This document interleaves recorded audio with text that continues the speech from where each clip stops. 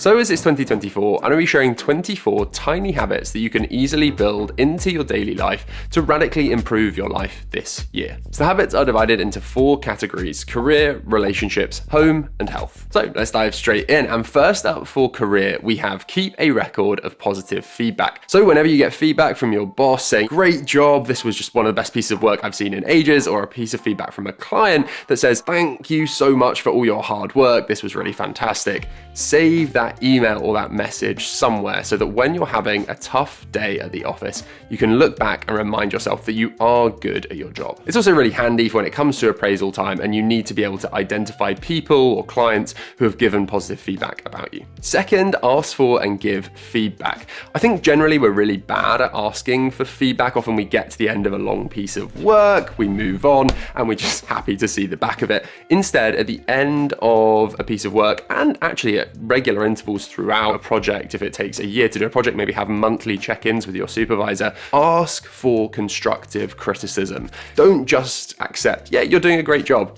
Say, actually, you know what, I'd really appreciate it if you could tell me some area that I can work on, that I can improve, just so you have a focus for the next month where you can say, actually, now I've worked on this, is there anything else I can do better? That constant improvement only comes through asking for feedback from the people you're working with. And the flip side of that is then to give more feedback. First of all, give way more positive feedback. Be the person who makes people who work hard for you feel good by saying, great job, I know you're working really hard on this and you're doing fantastically. That then also means you have the ability to give more negative constructive feedback. Start with positive feedback and then give constructive feedback where it's needed. Third, we have take a little extra time. Basically, just take that extra 10 minutes at the end of a long task to check it, to make sure it's as good as it can be before you hit send. I have worked now with loads of juniors in my job, and I think the one thing that I always tell people, just check it again. Imagine you're the person sending it out to the client, even though you're only sending it to me and I'm going to check it anyway, so that when I check it, there are no mistakes.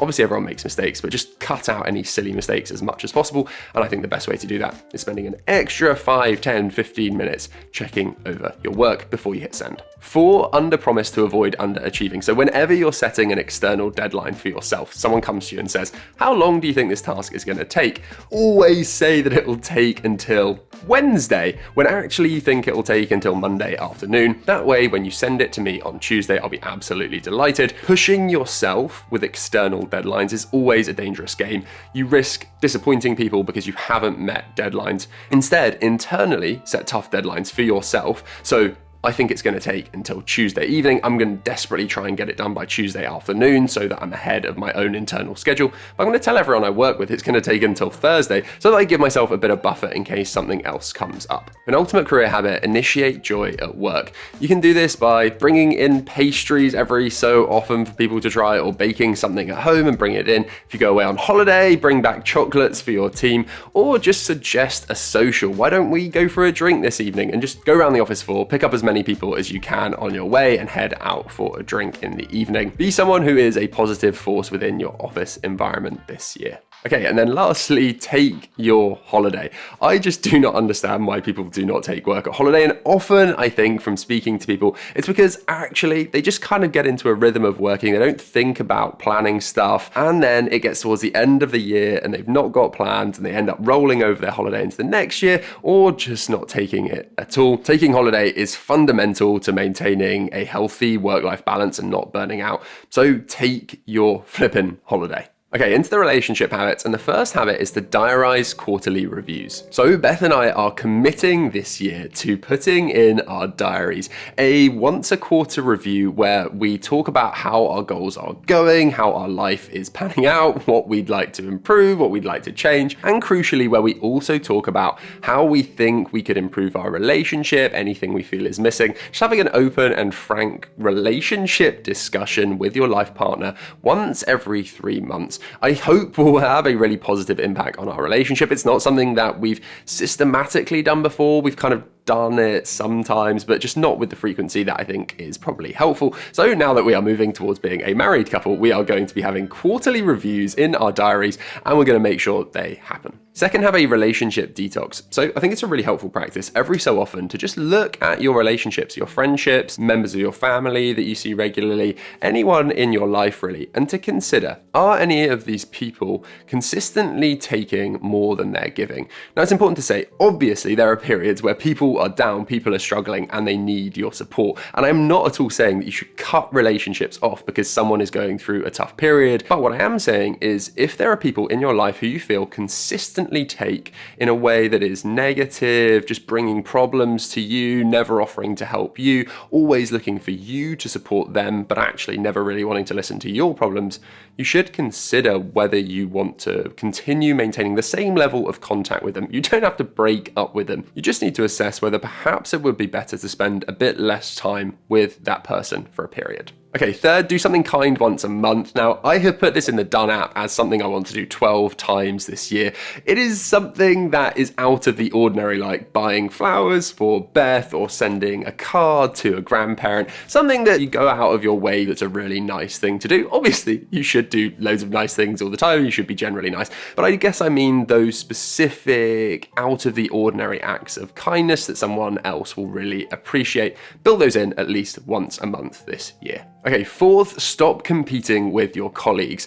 I think it's really tempting, especially when you're early in your career, to see your colleagues as somehow competitors because they are obviously doing a similar job to you and you want to prove that you're better than them. I think just focus on your own progress, then work collaboratively with other people. And if you see people doing something better than you, just learn from them. Overall, seeing your workplace as a really collaborative place where you're all working together rather than somewhere that you're competing, I think is a hugely healthy change in mindset and one that I really focused on last year. And I think it has made me much happier at work. Fifth, pick 1 or 2 people to focus on this year. So I am choosing 2 friends, who will remain nameless, who I want over the course of this year to spend more time with, reach out to more, overall make more of an effort with, and really incorporate more into my life. These should be people who you don't see all the time and who you just want to make a bit more of an effort with to show that you really value them as friends. And finally, give compliments and show gratitude. So I think it's so easy to underestimate how important it is to compliment people, to tell someone who's done loads of work for you that they did a great job, or to tell your partner at home that they look fantastic. Equally, when you're in a restaurant and a waiter does a fantastic job, tell them, thank you so much. This was some of the best service I've had in ages. I really appreciate you. Make a concerted effort to be more positive, give more compliments, show more gratitude. Now on to the home habits, which are really just as opposed to work habits, where we're going to be talking about finance, environment, hobbies, all that kind of stuff. First up, we have aim for 50% of your shop to be plastic free. So when you are doing your weekly shop, try to reduce the amount of plastic within your items down to about 50% of your shop. This has 2 benefits. First of all, you're obviously helping the environment, but second, you're also likely choosing healthier foodstuffs because most plastic wrapped food tends to be processed, whereas whole foods like fruits and vegetables tend not to be wrapped in plastic, or at least don't have to be. Look, it's a target. It's not something I personally meet that often, but I found just having in my mind the idea I would like this to be 50% plastic free improves my buying decisions when I'm in the supermarket. Second, do a quarterly finance review. So you could pair this with your relationship review, where with your partner, you go through your finances as well as other elements of your life. Essentially once a quarter, and I recommend, again, diarizing this to make sure you don't miss it. Map out what are your assets, what are your liabilities, where are any loans you have at, what is your overall general financial health. In particular, I would focus on 2 things. One is, what are you doing with the money you have? Are there higher interest rates out there on savings accounts that you could be getting? Should you be investing more money into an index fund more frequently? And second, what are your expenses? Are your expenses sustainable? Are they at a level where you're happy? Are there things you could be cutting from your expenses that frankly you just don't really need? And in particular, are there debt expenses, so interest on loans, that you could be reducing by prepaying more of that debt? So for me, basically, could I pay off more of my student loan each month than I currently am? Okay, next, be a tourist in your own town. This is something I really want to focus on in 2024. I've got really bad bad at doing stuff in London. So wherever you live, chances are you probably take it for granted. You probably don't treat it like you would if you were visiting Paris for a weekend and you'd see all of the sights and do all of this cool stuff. I think just try over the course of this year to build in more times where you're going and seeing cool stuff that people would pay to come and visit from another country. Number 4, rejig your furniture. This is something that Beth and I did last year, largely because we had a mouse problem in our house, but actually we used it as an opportunity to completely rejig the whole of our living room space, which has kind of meant that without moving, we've got this fresh feel at home, and it's just something that brings a new lease of life to where you're currently living without the need to move. Number 5, cut 3 expenses. This is a challenge to yourself really for the start of the year. It's less of a habit, more something to do at the start of 2024. What are 3 expenses on your balance every month that you could probably cut? Are there subscriptions that you're paying for that you don't really use? Could you be more lean, more efficient in how you're spending your money? Again, don't cut something that genuinely brings you joy, but just challenge yourself to look at your bank statement and see, are there 3 things here that I could cut? And if so, cut them. And finally, learn a new skill. Pick up a hobby. I have over the last 3 or 4 years learned to make these videos. I've learned videography, I've learned video editing, I've learned photo editing for my thumbnails. I've also learned copywriting and web design through Menos and other ventures. Just build stuff into your life that challenges you, that gives you a creative outlet, that means that you're trying to develop new skills. Doing all of this makes my life feel so much more complete than it would without them. And my favorite place to learn new skills is, of course, today's sponsor, Skillshare, who I have been using for years now to learn creative skills and improve productivity. So I strongly recommend starting your learning journey on Skillshare, following one of their carefully curated learning paths. I personally followed the learning paths they have for photo editing in Adobe Lightroom, which has been huge for the thumbnails on my channel. I've also learned about email marketing and most recently how to use Notion. I've honestly really struggled with improving my skill in using Notion because there are so many videos out there on YouTube, but often they either assume a very advanced knowledge or they are really for pure beginners, whereas the Skillshare learning path allows you to start at a relatively basic beginner level, and the videos automatically through the classes that they've curated get more and more advanced so you can build your skills in a way that makes sense. That's meant that as I've gone through the classes on the Notion learning path, I've really developed my understanding of the platform and now feel confident using some of its more advanced features. Plus, if you enjoy my videos, I always have my very own Skillshare class about how I use Trello to organize my life. So yeah, if you are one of the first 500 people to click the link through the description, you'll receive a 1-month free trial of Skillshare.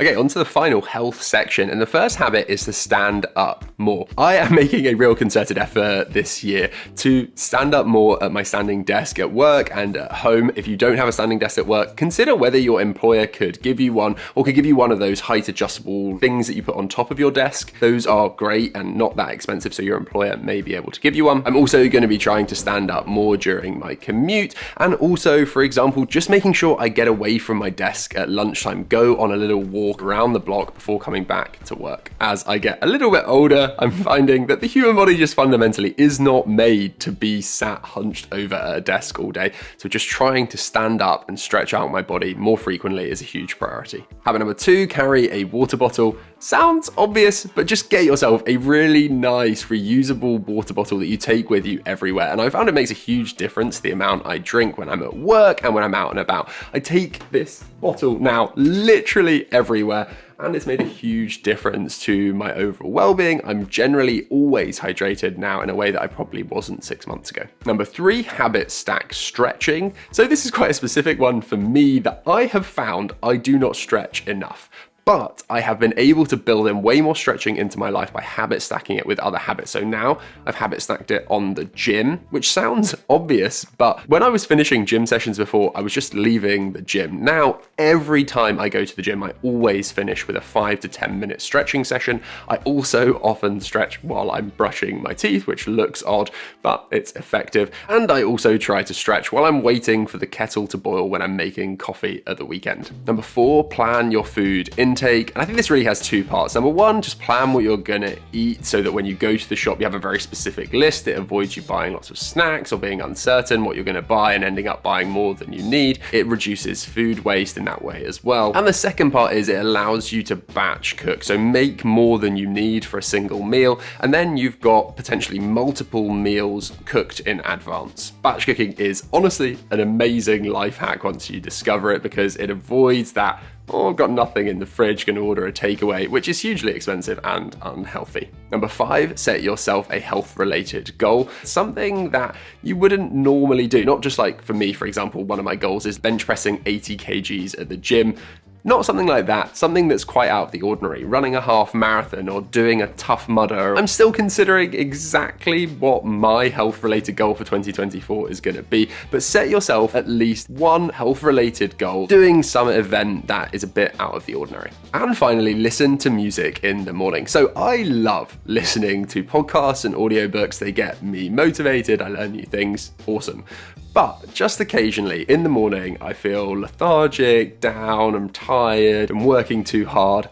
Actually, listening to a Get Pumped playlist is just what I need. Beth has found similarly that she uses music when she's feeling stressed or overwhelmed to calm her. Music, I think, has this real powerful emotional connection with us, so use it to your advantage in the morning, either to calm yourself down or to get yourself pumped. I personally built my own Get Pumped playlist that I listen to pretty often on my way into work if I'm just feeling a bit tired, a bit overwhelmed, and it just gets me in a positive headspace for the day. So yeah, these were 24 tiny habits to make 2024 an amazing year. I really hope you've enjoyed watching this video. Let me know what you thought down in the comments, if you've got any habits you would recommend for me for this year, and I really look forward to speaking to you again very, very soon.